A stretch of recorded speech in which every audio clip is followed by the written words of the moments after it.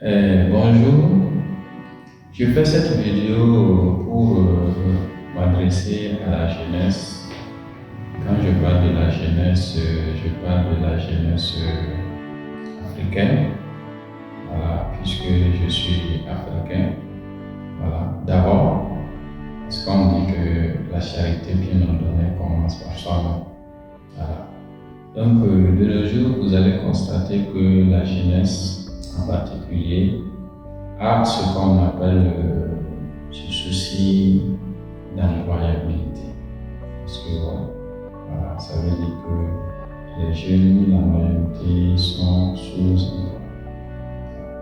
Voilà, donc, quelqu'un qui est au chômage, voilà, qui ne sait pas quoi faire, il va de soi qu'il ne soit pas heureux dans sa vie, il ne soit pas heureux. À un certain moment, il y a le manque de confiance en soi, en lui, voilà, la détermination, tout est brisé parce que son énergie est rasée. Donc c'est pour dire que tout passe par ce qu'on appelle l'emploi. Maintenant, il faut dire que la jeunesse africaine, voilà, principalement au Burkina Faso que je connais, ce sont des travailleurs, ce sont des bosseurs, ce sont des jeunes très ambitieux. Mais seulement qu'ils ont eu ce qu'on appelle une éducation qui ne leur permet pas vraiment de pouvoir puiser leur potentiel. Parce que tout passe par ce que nous mangeons, ce que nous écoutons et ce que nous faisons. Voilà. Mais ce qui est encore plus grave, c'est ce que nous écoutons, ce que nous regardons.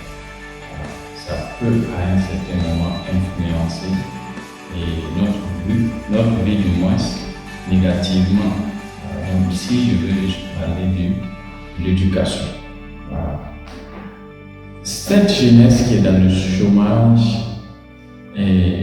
ce n'est pas seulement ce qu'on appelle le chômage, mais ici techniquement, c'est une éducation et de chômage qu'ils ont reçu. Voilà. Parce que dans leur esprit, quand vous partez à l'école, voilà, il faut forcément bosser dur. Ça, c'est la vieille école. La vieille école dit, pars à l'école, bosse dur, aie de bonnes notes et au finish, trouve-toi un emploi. Voilà. Et effectivement, c'est ce que nos parents, nos grands frères, nos aînés ont pris comme chemin. Voilà. Beaucoup ont effectivement eu de bonnes notes à l'école, ils ont eu de l'emploi, mais aujourd'hui, ils ne se sentent pas à l'aise parce que il y a aussi ce qu'on appelle l'inflation. Voilà. Quelqu'un qui avait 10 000 francs vers les années 2000 et quelqu'un qui a 10 000 francs, voilà, aujourd'hui, voilà, ils n'ont pas le même pouvoir d'achat. Donc c'est la même chose que quelqu'un qui avait un salaire de 100 000 dans les années 1900 à 2000 pouvait se permettre un certain mode de vie. Voilà. Mais de nos jours, quelqu'un qui touche un salaire de 100 000 ne peut pas se permettre de vivre comme quelqu'un qui touchait un 100 000 vers les années 2000. Voilà. Donc, c'est pour dire quoi? C'est pour dire que les choses ont changé. Voilà. Les choses ont changé. Donc, l'éducation qui nous disait d'aller à l'école, est de bonnes notes, et trouve-toi un emploi et ta vie est gagnée. Cette éducation ne marche plus. Voilà. Mais ce qui marche de nos jours, d'après le livre Père riche, Père pauvre de Robert Kiyosaki, c'est aller à l'école, postule, gagne toujours de bonnes notes, mais crée ton business. Voilà. Donc c'est pour dire à la jeunesse aujourd'hui, ceux qui sont en train d'écouter les coachs formateurs, qui sont en train d'écouter les entrepreneurs, qui disent que l'école c'est inutile, l'école est périmée, Oui, on peut le dire ainsi, mais il faut souvent relativiser les choses. Voilà. Ça dépend de comment tu as appris à l'école, ça dépend de comment tu as fait tes études, ça dépend de l'objectif aussi que tu avais à l'école. Voilà. Il faut dire que la majorité d'entre nous, voilà, sont à l'école sans même ce qu'on appelle une vision, sans même un rêve. Voilà, nous bossons les leçons parce que nous devons les bosser. Voilà, voilà, on choisit des filières qu'on n'arrive même pas à nous orienter. Au finish, voilà, on part à l'université pour partir. Voilà, on étudie ce qui ne nous convient pas même. Donc, ça veut dire que le rêve est déjà foutu à partir de là. Voilà. Donc, ce qu'il faut faire, c'est qu'il faut aller à l'école, bosser dur, faire ce que tu veux faire. Voilà. Emprunte la filière, choisis la filière qui te plaît, choisis la filière de ton rêve. Voilà. Dans ce cas, maintenant, si on t'affecte dans une filière qui ne te va pas, maintenant tu peux changer, puisque ce n'est pas ton rêve. Voilà. Parce qu'il faut toujours le noter. Voilà. On le dit à tout temps que quelqu'un qui fait ce qu'il aime, il ne travaille pas. Voilà. Quelqu'un qui fait ce qu'il aime, il ne travaillera jamais.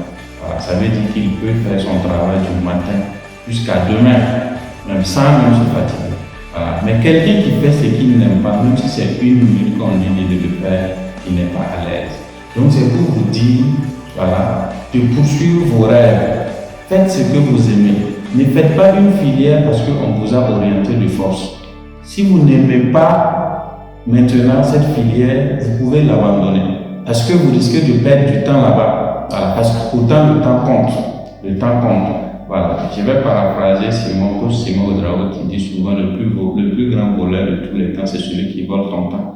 Voilà. Si tu passes ton temps à l'université, à bosser une filière que tu n'aimes pas, tu es en train de perdre ton temps, mon frère, ma soeur. Tu es en train de perdre ton temps. Il vaut mieux abandonner vite et puis aller faire ce que tu veux. Voilà. C'est à partir de là maintenant qu'on va relativiser les choses. Voilà. Au lieu de dire que l'école est périmée, non. C'est nous qui n'avons pas de rêve. Nous ne savons pas où nous allons. Voilà. Si tu sais ce que là où tu t'en vas, voilà, l'école ne peut pas t'empêcher d'aller là où tu devais aller. Voilà. Tu bosses, tu gagnes tes diplômes, mais tu sais que je dois faire ça. Voilà. Parce que de nos jours, on ne peut pas réussir en entrepreneuriat si ta tête n'est pas blindée. Tu ne peux pas réussir dans l'entrepreneuriat si tu n'as pas bossé les leçons qu'on appelle les leçons pourries.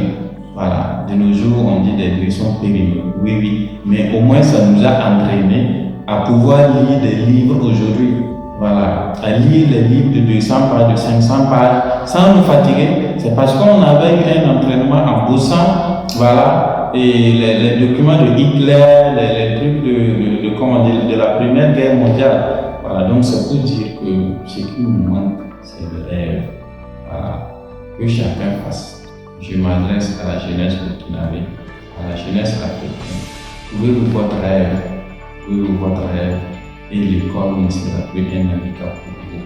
Voilà, merci.